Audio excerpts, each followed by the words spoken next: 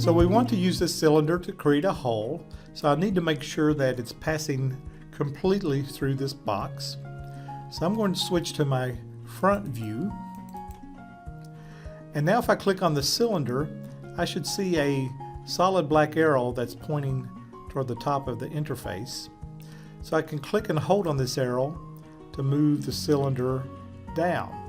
So I want to make sure that it's in a position where I see a little bit of the cylinder sticking above the box and a little bit of it sticking below the box.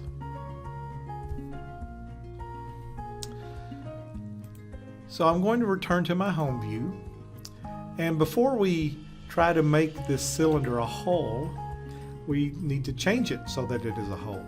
So I'm going to click on the cylinder, and now in the shape dialog box I should see a hole option. So I'm going to click on that. That turns that cylinder into a hole object.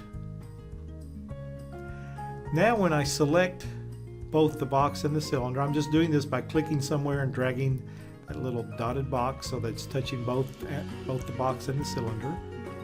Then I'm going to use a command called the group command. It's kind of at the top of the TinkerCAD interface. And as soon as I click on that, it will take that cylinder and turn it into a hole. So now if I manipulate my view cube, you can see that I have a hole going through where we can put the key ring onto this key chain plate.